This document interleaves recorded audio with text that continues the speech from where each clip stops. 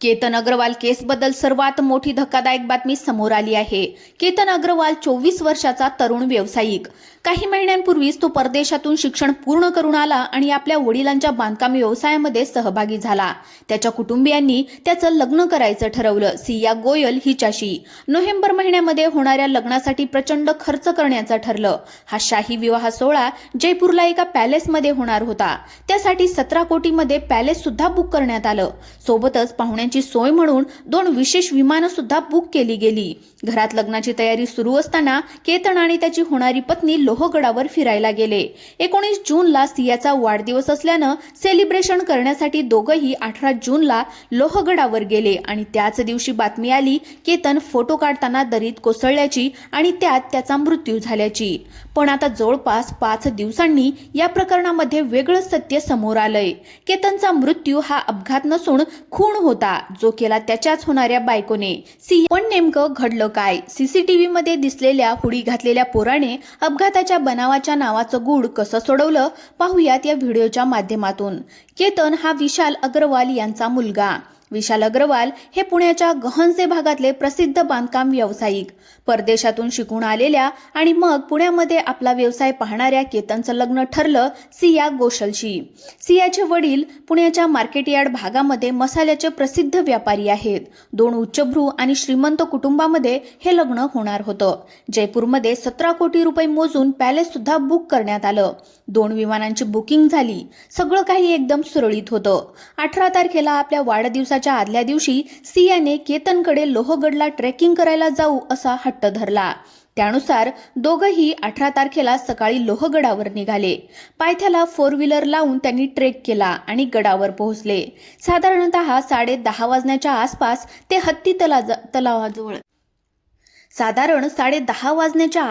हत्ती तलावाजवळ गेले। तिथं दोघंही फोटो काढत होते। अचानक सिया पळत पळत लोहगडावरच्या सुरक्षा रक्षकांकडे गेली आणि केतन खाली पडल्याचं सांगितलं।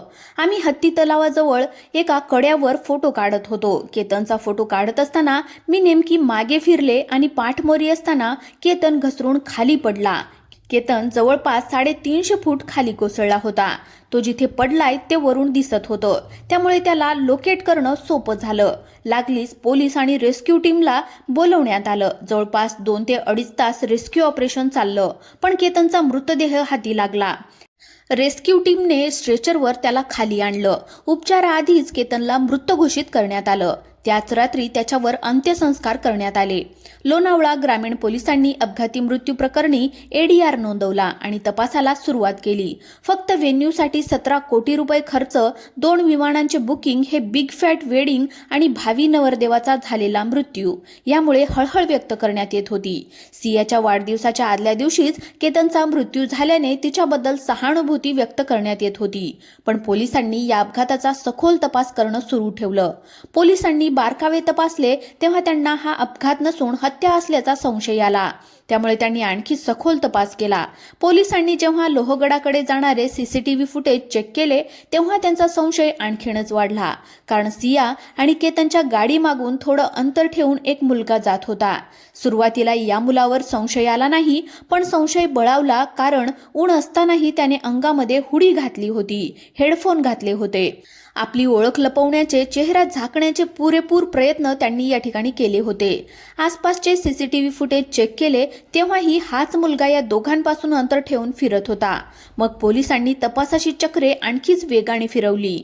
त्यांनी मोबाईलचा टॉवर लोकेशन डेटा काढला, कॉल रेकॉर्ड चेक केले आणि त्यातून त्यांना एक महत्त्वाचा क्लू सापडला, कारण केतन आणि सियाच्या व्यतिरिक्त आणखी एकाने त्याच मार्गाने काही अंतर ठेवून प्रवास केला होता आणि तो दुसरा तिसरा कोणी नाही तर सियाचा मित्रच होता। सियाने केतनला सांगताना आपण दोघं ट्रेकला जाऊ असं सांगितलं खरं, पण तिने या ट्रेकची माहिती तिच्या मित्राला सुद्धा दिली आणि त्यामुळेच तो या दोघांचा पाठलाग करत होता। आतापर्यंत समोर आलेल्या माहितीनुसार सिया आणि केतन लोहगडावर फिरत होते. हत्ती तलावाच्या बाजूने एक रस्ता पुढे जातो, तिथे एक कडा आहे जिथे हे दोघंही फोटो काढत होते. त्याच वेळी सियाने आपल्या मित्राच्या मदतीने केतनला कड्यावरून खाली ढकलून दिलं. त्यानंतर तिचा मित्र पसार झाला तर सियाने सुरक्षा रक्षकांना केतन खाली पडल्याची माहिती दिली. हा सगळा उलगडा झाल्यावर पोलिसांनी सियाने हे का केलं याचं प्राथमिक कारण समोर आणलं. त्यानुसार हे दोघं उच्चभ्रू कुटुंबातले व्यावसायिक पार्श्वभूमीमधून, दोन्ही कुटुंबाची ओळख, केतनच्या वडिलांचा व्यवसाय मोठा, त्यामध्ये केतनने अगदी लहान वयामध्ये डायरेक्टर म्हणून काम पाहायला सुरुवात केली होती. त्यामुळे गोयल कुटुंबियांनी केतनला लग्नासाठी निवडलं. सगळ्या गोष्टी ठरवून नोव्हेंबरमध्ये लग्न नक्की सुद्धा केलं. पण सिया लग्नासाठी तयार नव्हती. तिला केतन नवरा म्हणून पसंत नव्हता. फक्त घरच्यांच्या दबावामुळे तिने होकार दिला होता. यातूनच तिने तिच्या मित्राच्या मदतीने केतनला संपवायचा कट टाकला. काही माध्यमांनी दिलेल्या बातम्यानुसार या मित्रासोबत सियाचे प्रेमसंबंध होते का याचा तपास सध्या सुरू आहे. पोलिसांनी अपघाताचा गुन्हा खुनाच्या गुन्ह्यामध्ये नोंद करत सिया गोयल आणि तिच्या मित्राला अटक केली आहे. या दोघांच्या चौकशीमध्ये कट नेमका कसा रचला गेला, यामध्ये आणखी कोणी सहभागी होतं का, केतनचा खून करण्यामागे फक्त सियाची पसंत नसणं हेच एकमेव कारण होतं का की आणखी काही, या सगळ्या प्रश्नांची उत्तरं चौकशीमधून पुढे येतील. पण जे लोक केतनच्या होणाऱ्या नवरीचं पुढे काय होणार यामुळे हादरले होते, त्यांना आता खरा धक्का बसलाय. कारण तीच होणारी नवरी खुनी निघाली. लोहगडाच्या त्या 350 फूट खोल दरीमध्ये केतनचा फक्त मृतदेह सापडला नव्हता, तर एका मोठ्या कटाचा पुरावा लपला होता. सुरुवातीला ज्याला घसरून झालेला अपघात समजून संपूर्ण महाराष्ट्र हळहळत होता, त्या प्रकरणाचा तपास करताना पोलिसांना धक्कादायक धागेदोरे सापडले आहेत. गडाकडे जाणाऱ्या रस्त्यावरील सीसीटीव्ही फुटेज जेव्हा खंगाळले गेले, तेव्हा पोलिसांच्या नजरेमध्ये एक संशयास्पद तरुण आला. उन्हाळा असूनही त्याने अंगामध्ये हुडी का घातली होती? डोक्यावर कॅप आणि कानामध्ये हेडफोन लावून तो आपली ओळख लपवण्याचा प्रयत्न करत होता. हा तरुण दुसरा कोणी नसून केतनची होणारी नवरी सिया गोयल हिचा जवळचा मित्र होता. पोलिसांच्या सायबर सेलने जेव्हा मोबाईल टॉवर लोकेशन आणि कॉल रेकॉर्ड तपासले, तेव्हा गुन्ह्याचा संपूर्ण पटच समोर आलाय. 18 जूनच्या त्या काळजाचा थरकाप उडवणाऱ्या सकाळी नेमकं काय घडलं? सियाने केतनला आपण दोघंच ट्रॅकिंगला जाऊ असं सांगून लोहगडाला आणलं होतं, पण तिने या प्लॅनची इत्थंभूत माहिती आधीच आपल्या मित्राला दिली होती. तो मुलगा सावलीसारखा या दोघांचा पाठलाग करत गडावर पोहोचला. हत्ती तलावाच्या बाजूला असलेल्या एका निर्जन कड्यावर जेव्हा केतन फोटो काढण्यात व्यस्त होता, नेमकी तीच वेळ साधून सिया आणि तिच्या मित्राने केतनला मागून जोरात धक्का दिला. केतन थेट 350 फूट खोल दरीमध्ये कोसळला. केतन खाली पडल्याची खात्री होताच तो मित्र तिथून पसार झाला आणि सियाने अत्यंत चालाखीने डोळ्यामध्ये खोटं अश्रू आणून तिथल्या सुरक्षा रक्षकांकडे धाव घेतली.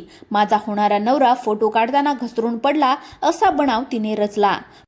परंतु कायद्याचे हात तिच्यापर्यंत पोहोचलेच. पण प्रश्न असा उरतो की ज्या नवरीशी नोव्हेंबरमध्ये जयपूरच्या महालामध्ये 17 कोटी रुपये खर्च करून शाही विवाह होणार होता, 2 विशेष विमानांची बुकिंग सुद्धा करण्यात आली होती, त्या सियाने असं टोकाचं पाऊल का उचललं असावं? पोलिसांच्या प्राथमिक चौकशीमध्ये समोर आलं की सिया या लग्नासाठी अजिबात तयार नव्हती. घरच्यांच्या दबावामुळे तिने केतनला होकार दिला होता, पण मनातल्या मनामध्ये तिने केतनला संपवण्याचा क्रूर कट रचला. या मित्रासोबत तिचे प्रेमसंबंध होते का याचा तपास आता पोलीस करत आहेत.